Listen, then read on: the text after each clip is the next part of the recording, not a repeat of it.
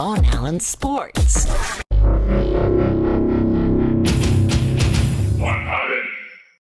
Hey guys, and welcome back to VonAllen Sports Headlines. And yes, we're going to bring this back. Today's topic is regarding Aaron Rodgers. But the reason I've waited till now to respond, because giving any kind of opinion during the draft regarding Aaron Rodgers' situation wouldn't have mattered for maybe an hour or two at the most. It just wouldn't have been useful to anybody. But first, if you will indulge me, I need to go into a little history. Last year, during our draft show, myself and fellow VAS Legion members Shaq and Milena, see for yourself. So with these draft picks, have you thought of something? Have you thought of the current players who are getting replaced? Because we normally think of the excitement that the new guys are getting from all this and the teams of what they're going to win and everything. But what about the players who are getting replaced? Absolutely. It's especially painful for quarterbacks. Apparently the Dolphins are talking with the Packers. Oh, they traded up to number 25 with the Dolphins. Wait, so the Packers are on the clock now? Yeah. Jordan Love's still on the board, guys. Yeah, that's interesting. Yep. By the way, the fact that we traded out just shows you that I don't think there's going to be any quarterback drafting here unless it's later on the rounds, but not unless something crazy happens. Like Jordan Love keeps falling. So Speaking of Jordan Love,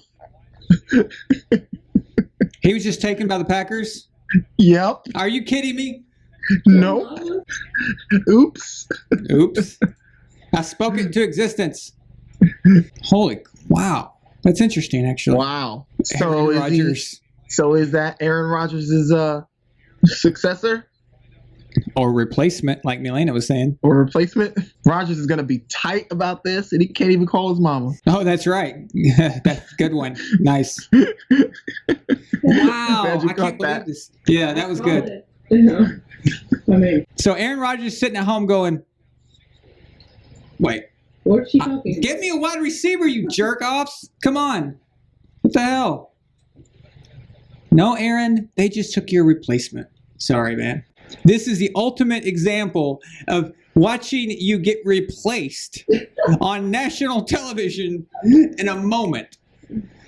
And everybody, the Max Kellermans, the Shannon Sharps, all the Aaron Rodgers nut huggers are going to be scrambling tomorrow. Chris Sims is a douche. Jordan Love is the greatest quarterback I've ever seen. Forever and ever. It's no secret that I haven't been a fan of Aaron Rodgers personally, and it was mainly due to his lack of leadership skills on the same level as his quarterback peers. But that draft, that pick was a major WTF, all right? And here is why I was put onto Team Rodgers immediately after that pick. First of all, I don't ignore facts, nor do I allow emotion or preconceived notions and bias, etc., to overshadow logic and rational thinking. A situation for a guy I like, let's say Matt Ryan, for example, would require the same exact thought process to a guy like Aaron Rodgers, despite my feelings on the matter. Emotions and biases lie. We all know this. They are the biggest liability we as humans have regarding good judgment. And most of the time, those biases stem from jealousy, the most pathetic of all human emotions, and I also happen to think the most destructive. So here I am on Team Rodgers for this particular case. A quarterback of his level and ability doesn't grow on trees. Every single year, we see teams fighting to hopefully draft the next great few in a generation quarterbacks, right? So my view is just based on that. Aaron has a lot of leverage in this case. However, that comes with major responsibility. If, as a quarterback, you are leading your team, then you ultimately become the one of the greatest powers in the organizations while becoming the emperor amongst the fan base. But if you're falling short of that, well, I have to reevaluate. After the Jordan Love pick, the reaction in the media and all NFL sections seemed to be split. One side said that Aaron had a right to be pissed, and the other side defended the Packers. Their assessment was that that's how they got Aaron Rodgers in the first place, to replace Favre, and that they were just following that trend. Well, that is a massively flawed equivalency. After years of the Packers organization disappointing Brett Favre, and most famously refusing to get him Randy Moss twice, first not draft him in 1998, and then letting him go to New England for a box of Cracker Jacks, in comparison, without the Packers even attempting to do something. Even still, Favre played well, getting the Packers back to the NFC Championship game while having to watch Tom Brady set records with a supposedly washed-up Randy Moss. But 2 years prior, the Packers had absolutely no idea, nor did anyone else, that they would be able to land Aaron Rodgers at pick number 24. After all, Aaron was a dice roll away from going number 1 overall instead of Alex Smith to the 49ers. Of course, that would have been what Aaron wanted due to his upbringing in the Bay Area. Now, all of Green Bay's drafting preparation was thrown out the window the moment it looked like Aaron could fall to them. So we're back in 2005 right now, okay? So no, the Packers weren't trying to replace Favre with a first-round quarterback. That was a massive accident. And in their case, very convenient. Whatever they had on the draft board, it certainly wasn't a first-round quarterback of his caliber. They assumed Aaron would be taken by any other team. Now, how many idiotic teams didn't take him? When he reached at least the teens, I would have picked him up just for the hell of it, right? So by the time 24 came around, Green Bay is like, yeah. So this dude is better than anything we can take right now, and we don't need a quarterback, but screw it. We'll take him anyway. We're talking about they have a starting quarterback who's never missed a game. It's not like they were starting Tony Romo and never knowing if his bones aren't going to break, by week 7. So, complete accident. What happened with Jordan Love was much different. That was targeted. How do we know? They actually traded up to get him. This was the Packers' response to Aaron requesting that he wanted more weapons. Not only do they blow a first rounder, but they gave up value just to get him. Anything would have been better for Aaron than that. A freaking punter would have been more useful, okay? Anything would have been better. A defensive player, an O-lineman, even if you don't go after a toy for Aaron, or if you don't believe there was one, anything but a backup quarterback. And not only that, he spent most of his time as a third-string backup. So he wasn't even useful, even in that regard. So that was his moment to make his move, to play hardball, to try to flex some muscle. At this time, he would have never, ever had as much crowd support and justification than that moment. But due to a varying amount of factors, Aaron stuck with Green Bay and he didn't even attempt to try to get out. Now, they were in the NFC Championship game, but they got destroyed. They got destroyed by the 49ers. So you could see Aaron's point, like, we need help. Instead, he played well and he brought more prestige to the organization by winning MVP. He led them to the NFC Championship game for the second consecutive year, but they got bounced out again. But this game was much more competitive. Now, after watching his post-game interview, I had declared back then that this is the last we saw Aaron as a Packer. However, since that day, now I was in support of Aaron when I thought his stance was for football reasons. When it came to football reasons, I understood that Jordan Love draft pick. I got it. I understood how Aaron would be pissed, and I would be too. But why didn't he leave then? Why didn't he try to force this situation then? Trading him is going to be very difficult.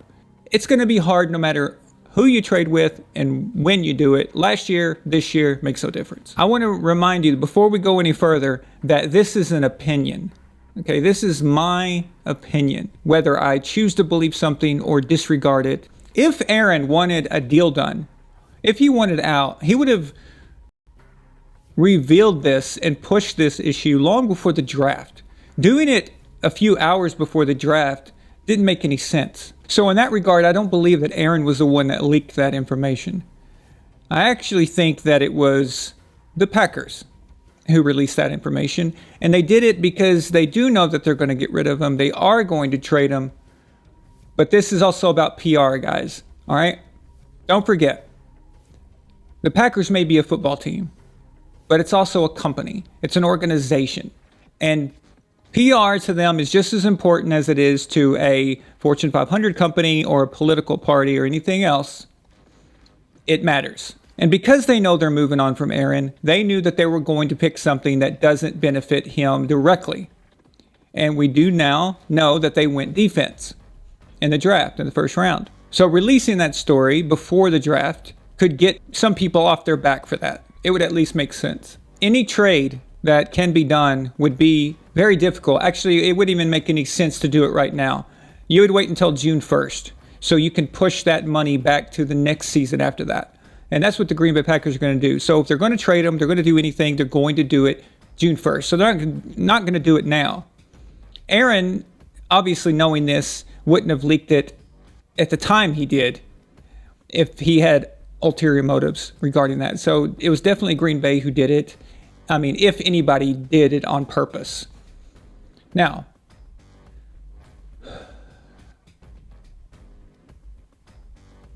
overall, I think this is what this is about. Aaron has fallen victim to being a fool for his woman. And before you think this is wild speculation, it is speculation, but it's not that wild and that I have no grounds for it. Let's look at some examples and some recent history as well. We all know that one guy, right? Whether he's family or friend, that when he's with a new lady, he abruptly alters his life and he begins to do things differently based on all around her. It manifests itself in many ways. He may start acting strange. He may not even come around anymore. He starts engaging in like weird hobbies that you could never in a million years see him doing. All right. Now, usually this is harmless and it goes away after a while. But when it comes to a guy whose job it is to lead a franchise, like the Packers, it's more than just the harmless overnight random yoga training that you could never see your friend doing. Now, I've tried to look at all the reports I can, what the Packers want, what Aaron wants, and all the football reasons related to that. And nothing makes any damn sense. None of it. Okay? And there's a reason for that. Because Aaron's request isn't football related. The reason it doesn't make sense to any of us is because we are going around trying to rationalize it in a football sense. And every time we try to, all of us, we try to look at it in a football sense and we hit a dead end. It's like, why? Why? This doesn't make any sense. It doesn't connect at all from either side. Because it's not Aaron's purpose. This is about moving out west, and it's directly related to his fiance. Now, his fiance is an actress who, honestly, I've never even heard of until she became part of Aaron's life. But I'm sure other people know who she is. I don't follow Hollywood that closely. I think they're full of a bunch of idiots. So, yeah, I don't care.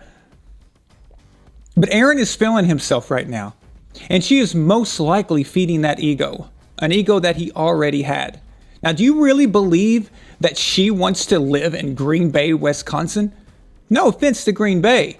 Okay, now I would live in Green Bay if it meant, being on the Packers. That wouldn't bother me. I'd play on Mars. I'd play in hell. So Aaron's solution is to get as close to Los Angeles as possible. So how can I make such a leap in that assumption? His choices tell us that. If this was football related, why not name drop these organizations? For legacy, like the New England Patriots, for example. Why didn't you do that months ago? The New York Giants. Get an agreement, a verbal agreement of some sort. Maybe with the Patriots. The Patriots say, hey, yeah, we'll take Aaron Rodgers. We'll give you our first round pick, but we can't do it till June 1st. And the Patriots say, okay, you tell us who to pick in the first round, and we'll just make that trade on June 1st. Easily done. So why not go to the Patriots or the Giants with some stability at ownership? You want weapons, Aaron? Well, why not try to get to the Cleveland Browns or the New Orleans Saints? What's wrong with that? And before you say anything about the financial situations, again, with these teams, that's not the point here. Anything can be done if you want it bad enough, all right? So I am not even going to attempt to try to tackle all the financials involving how this would happen. We're just throwing these teams out there. And the point of this is that Aaron wasn't considering any of those when name dropping teams before his choices were,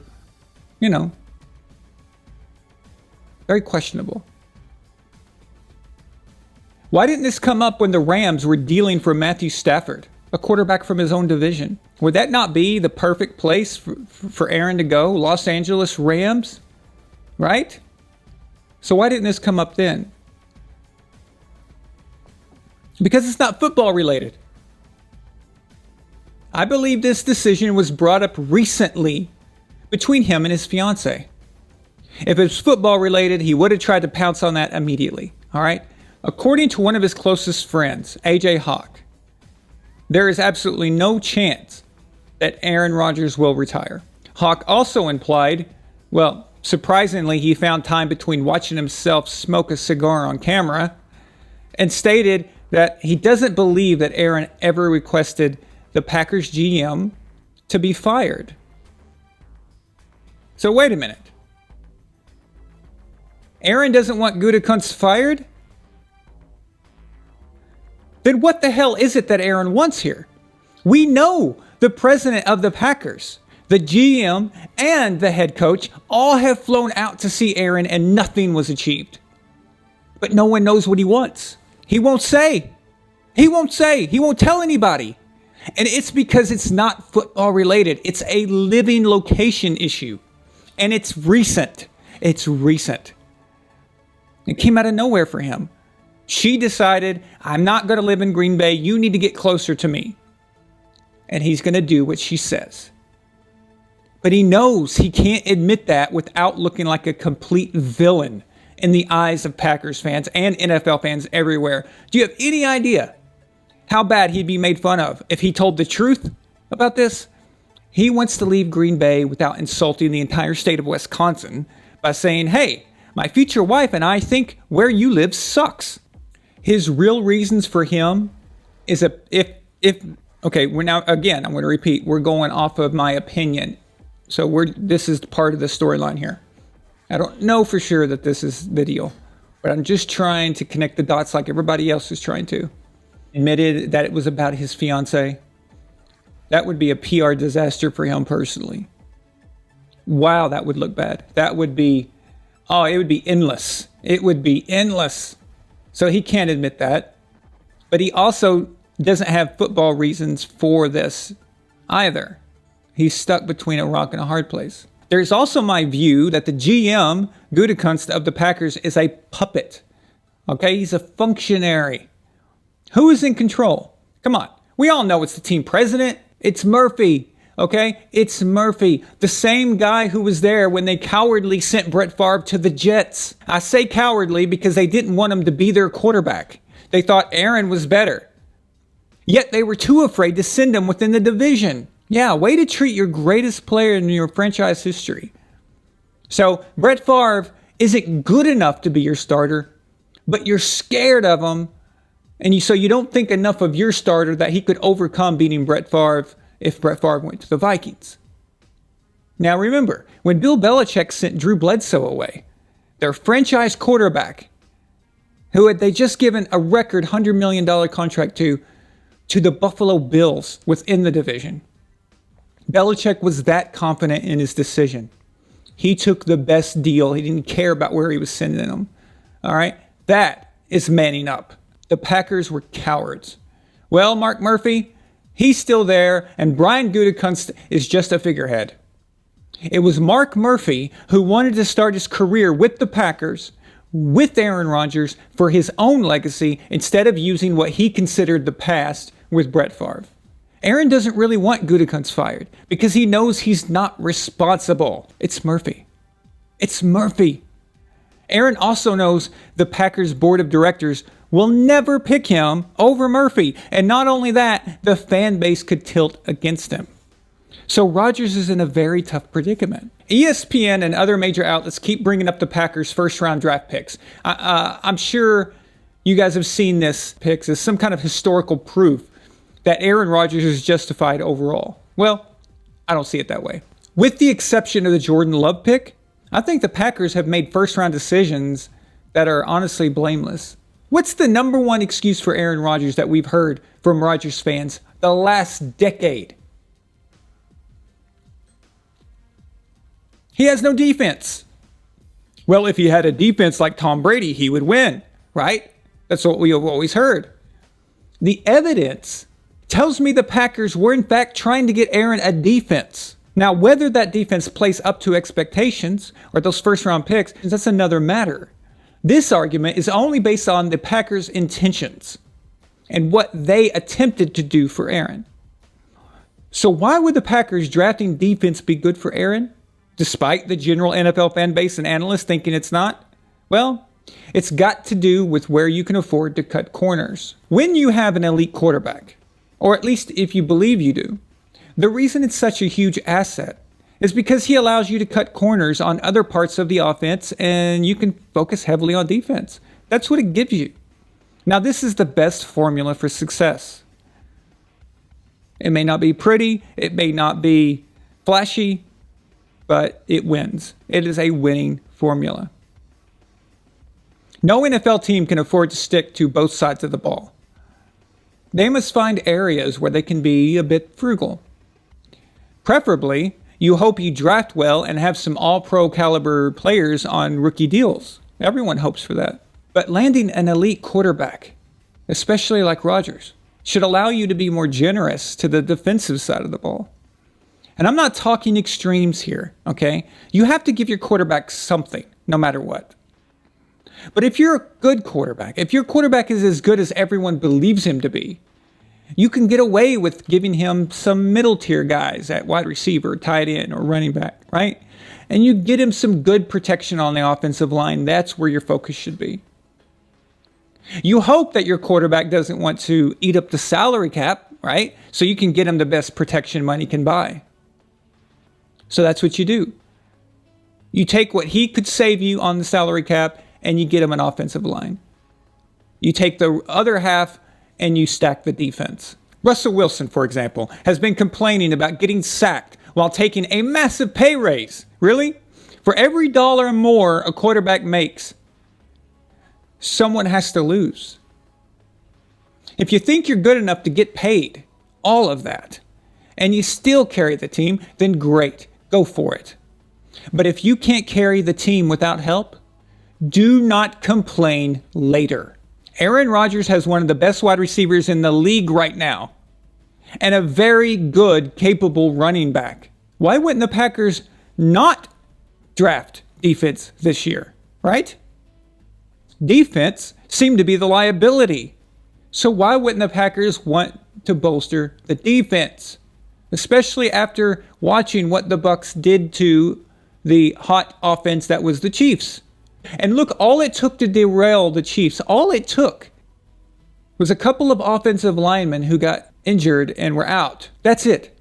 That's all it took to derail the whole damn thing. This is just hypothetical.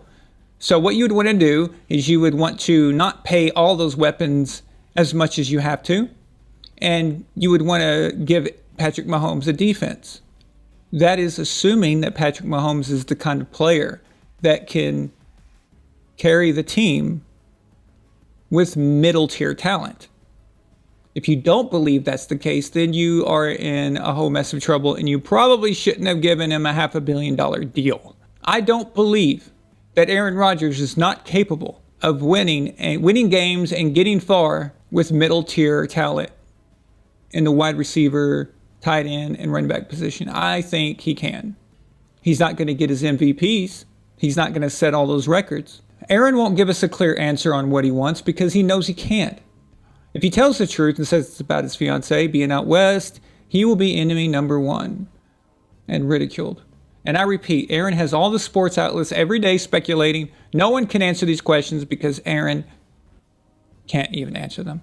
Nothing he can come up with will make football sense. Because if it was about football, he wouldn't care where he was sent as long as they are a good team. But how many teams are readily available that made the NFC Championship 2 years in a row?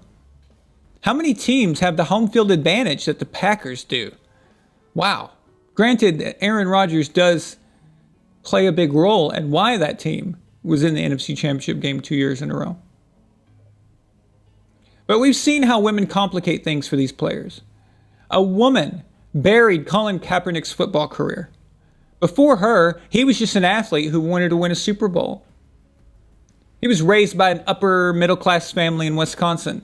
After her, he became jobless and fancies himself a communist rebel or some shit. Remember the days when Russell Wilson talked about nothing but winning championships? He met his current wife, Ciara, or whatever. Clothes, money, all right? Now he's trying to get her out of Seattle because we know she doesn't want to live there. He doesn't even talk like the leader we all praised him for years ago. The reasons why I liked Russell Wilson. I still do, but he's not acting like the old Russell Wilson. Remember when Tony Romo took his woman on vacation, prompting a massive disruption in the locker room? Remember that? If that's what Aaron wants to do, then fine, okay? But just man up and admit it. But he can't, because he knows it'll come with backlash. And there you have it. So from now on, if you keep watching these shows, wondering why no one has any idea what's going on, it's because the reasons is something Rodgers won't admit to. But he is a phenomenal quarterback. And Aaron, although you will never see this, but if somehow you do, don't disrupt your legacy for a woman. In a few years, when you guys are separating or all that fire goes away, and you know it will, you will regret this.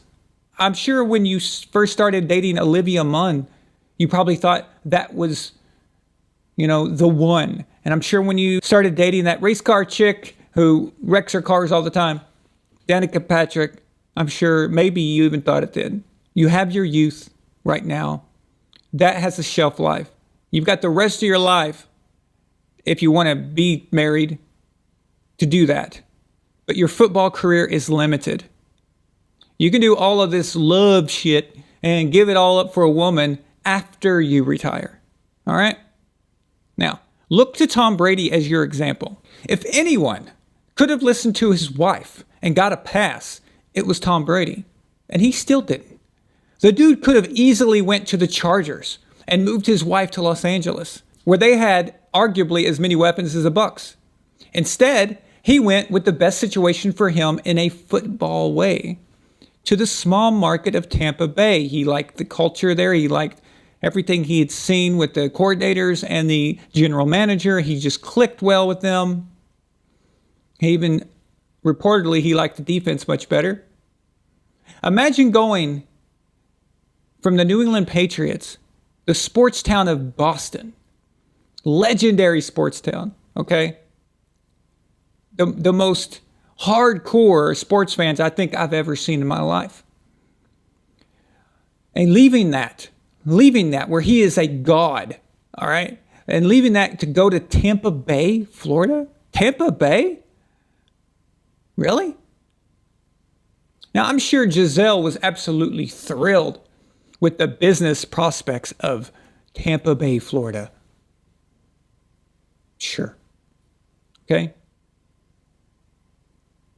Aaron, you need to ask yourself, do you want to be known as one of the greatest quarterbacks, or be known as some actress's husband who forced his way out of Green Bay for a crap team out west somewhere? If this was about football, all right, dude, you need to get the Cleveland Browns on the phone. Now imagine, Aaron, what your legacy would be going to the Cleveland Browns and bringing them their first Super Bowl. Dude, you take those two Super Bowls. So you'd have the one you've already got where you were MVP. You take the Cleveland Browns. You win the Cleveland Browns a Super Bowl plus your 3 regular season MVPs. And who's to say that you won't get one next year? And you just rocketed yourself into the very upper echelon of quarterbacks. You change everything now. Your legacy is completely different. Now you're in the argument of the top handful. Now you legitimately can be said 3, 4, 5, could be argued. And it wouldn't be crazy. Right now, you keep going at your pace, never getting another Super Bowl, you're always going to be, well, you're never going to be considered the greatest Packer ever. That's for damn sure. But you're going to get lost. You're going to get lost in the shuffle. Elway's got you beat. Obviously, Montana and Brady. you won't be able to touch them anyway. But even Peyton Manning's got you beat. So you're always going to be on the outside looking in. You're always going to be in the top. If you're in the top 10, you're always going to be in the high side of that. Now, I believe that you on the Cleveland Browns instead of Baker Mayfield instantly makes the Browns the best team in the AFC overnight. The moment the transaction's even done, just like that, the Cleveland Browns are the best team in the AFC. The Chiefs are now second fiddle to you. The only options out west are the Raiders and Broncos, and neither are even close to being at the level that your own team, the Green Bay Packers, is at right now. Are you kidding me? Don't be stupid. Either stay with the Packers and get them a Lombardi. At least get them to the Super Bowl. Brett Favre got them back to a Super Bowl. So you hadn't even done that. You hadn't even equaled Favre. Okay? And he was much more beloved by the fans than you are. But either stay with the Packers where you have a good, stable team, or be more flexible with the teams out east or south, okay? And go to somewhere that matters. Forget about location. So let's have some fun here. Let's go around the internet on YouTube. Let's see what people have to say about the Aaron Rodgers situation, and then we'll go ahead and respond to those things. This should be fun, actually. I think, at least. We'll find out soon. Ah, look who's up first. The douchebag, Chris Sims. Before we start this with Chris Sims, I just want to remind you guys, there is nobody that loves Aaron Rodgers more than this dude. Okay? He makes my fandom of Tom Brady look like completely amateur. All right? This guy, let's just say he is by far the most hardcore I've ever seen. I've never seen a so-called professional have this big of a love affair for one player. If you thought John Madden's view of Brett Favre was a bit too excessive, that's a joke compared to Chris Sims and his view on Aaron Rodgers. So keep that in mind before we play this clip. So let's see what the all-knowing, the greatest quarterback in Tampa Bay history has to say. The guy who has his job because his last name is Sims. Not because he's good at his job, because you're going to see here how badly he sucks. Let's listen in.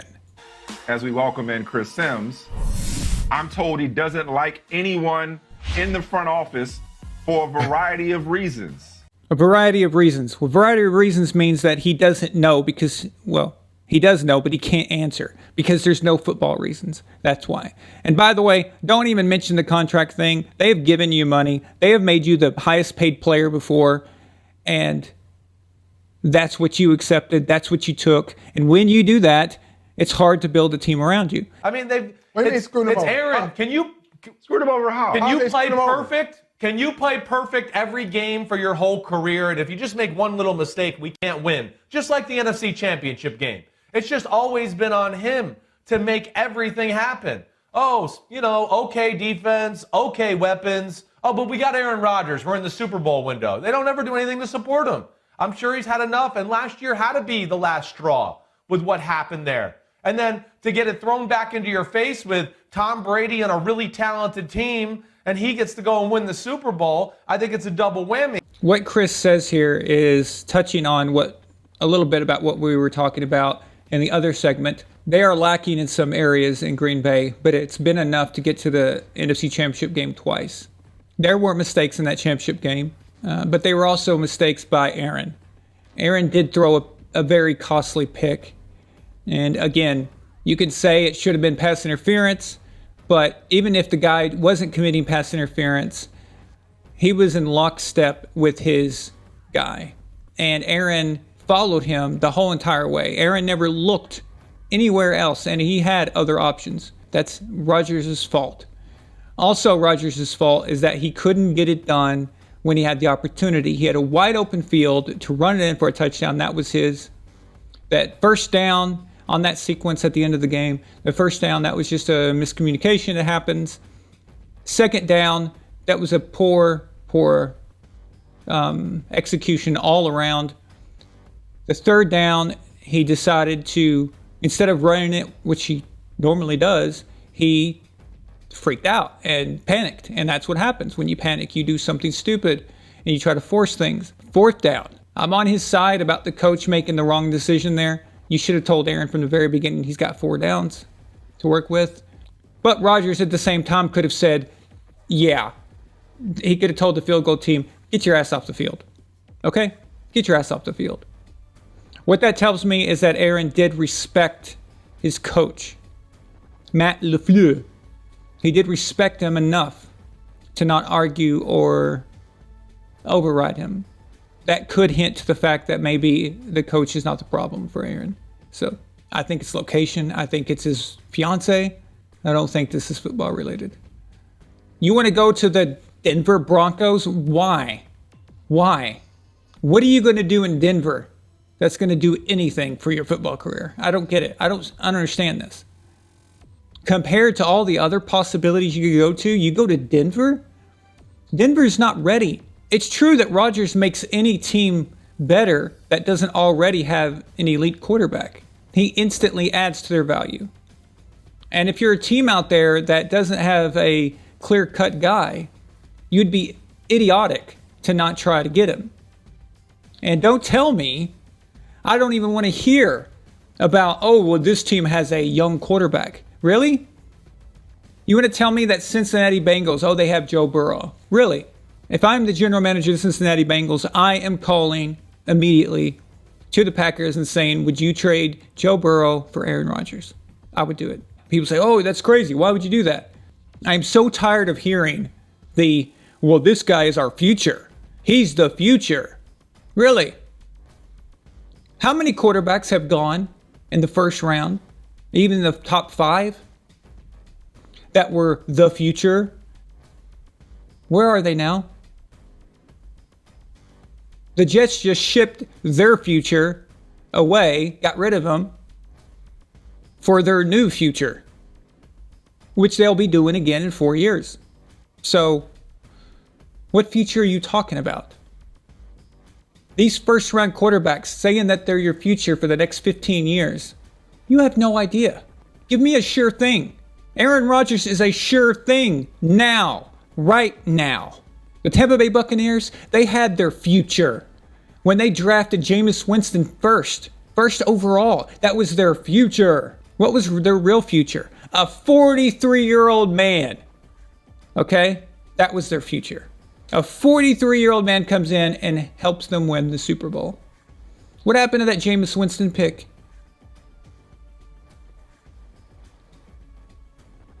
How anybody, after everything we've seen, all these years and all these overhyped quarterbacks, how can anybody talk about the future as if it's a sure thing? Aaron Rodgers offers, at least at the very minimum, I believe, 3 years of good football. Even if in 3 years he's only 70% as good as he is this last season, he's still better than anything you've got probably. If you're not, like I said, a team with an elite quarterback, a proven quarterback. You've got special cases. For example, the Chargers. Justin Herbert, he seems to have that it thing, that it factor. I believe that he's got the best chance of being the next great quarterback. Out of all the young guys, out of all of them, I believe he is the one that has the potential to make it to the Hall of Fame. And that's rare. I don't say that very often with young quarterbacks. You guys probably know how I cannot stand young quarterbacks. But with the Chargers living in Los Angeles, with them being a second-tier team, second-rate everything, nobody cares about their existence. Even the Chargers would be stupid not to try to entertain this. If you're the 49ers, send them Trey Lance, send them Jimmy Garoppolo. Maybe they already did, and we don't know it. Maybe this already happened. Maybe the 49ers did draft the guy that the Packers wanted, which is Trey Lance. Maybe we're all fools, and we're going to find out that this was already agreed upon. And on June 1st, the deal gets done. that draft is so weird. Even with the sure thing, if you think you've got the greatest pick in a long time, there's so many variables. A bad first year, a bad first or second year could mentally completely just check them out, and what they could have been is all gone now. I don't think Burrows is benefiting right now from getting annihilated. Let's just hope that he's mentally tough and he can come back from that. But he's screwed for the next 4 years. He's got to get out of Cincinnati. Trevor Lawrence, he's done. These teams are organizational failures from the top. You're not picking in the top 10 every year by accident. We're talking about a league where profit sharing is you can suck and still get rich. A lot of these owners don't care. They just want the money, or they're inept. It's also about where you go. Who's got the best chance of being a successful quarterback in the NFL out of this year's draft? It's obviously Mac Jones. Getting to go 15th to the Patriots? Really? That's real easy. It's clearly him.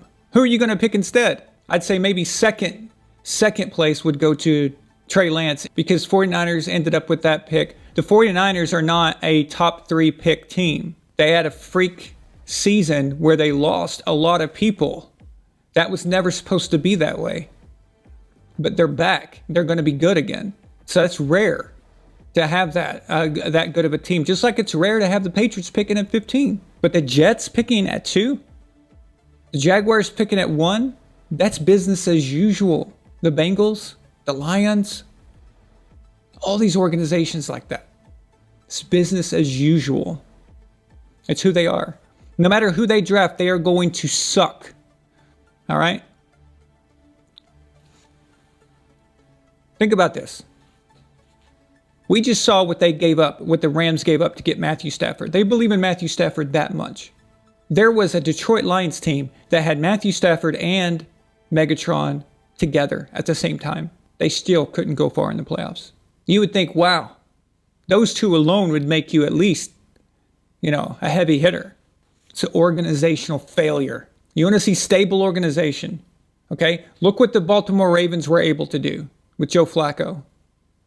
Baltimore Ravens have won 2 Super Bowls now with quarterbacks who really aren't that great. They weren't year in, year out quarterbacks that everyone was like, wow, look at them. No, they did it in different ways. And they had quarterbacks who did their job. That's organizational stability. Let's continue what this idiot has to say. I think he's got a lot of green in the bank, and now he just wants the damn silver trophy. That's what he wants. He wants a silver trophy, and he feels like he's been slighted that way. Whoa. If he wants the silver trophy, why is he wanting to go to Denver and Las Vegas? This Saturday is a big show. Join us. We are going to be releasing the first VonAllen Sports quarterback MVP trophy. We release all 32 teams as quarterbacks in order of who was the best quarterback. Each team gets a quarterback representative, and we are going to reveal who was actually the best quarterback last year. And we don't just count regular season, we count all the way through. So it's going to be interesting. It's going to be exciting. Please join us for that. And also at the same time, we're going to be presenting our first ever award. We want this award to be special. Whoever the winner is a top quarterback, obviously. It's a very, very famous quarterback. They're all good. The top guys are amazing, but they've all received all kinds of awards before. We have to make something special. So it's going to be very expensive. Along with this trophy will be a plaque that will have a list of names of everyone who contributed to the trophy. It will be in order of your donation level. So your name's at the top of the list. The higher you put in, the higher on the plaque that you will be. And this player who wins it will have your name in their home, in their possession. How freaking awesome will that be? Hopefully we're going to have all the Legion guys here to announce each player and announce their stats and show you through the formula and show you how we came up with what we did for each quarterback. So there's going to be some ups and downs through this. There's going to be some results that people are going to be like, oh, I agree, I don't agree. But once we show it to you and once you see how it works out, you're going to be really, really intrigued. Either way. But we're going to make this happen. All those other MVP trophies out there, I think, are just a bunch of journalists sitting around, and they don't actually look at the real level of playing quarterback and everything that goes into it. And we did. So we put this formula together, and finally, we reveal who is the winner, who is the greatest quarterback of 2020. So tune in on Saturday for that. Do not miss it. It starts 6 p.m. Eastern. Okay? So, talk to you guys soon. Chris Sims is a douche. Thank you so much for watching VonAllen Sports. And don't forget our live show every Saturday at All New on YouTube. We hope you like and share the video. And to make sure you don't miss a thing, click the subscribe button and the bell icon to be notified. VonAllen Sports. Forever and ever.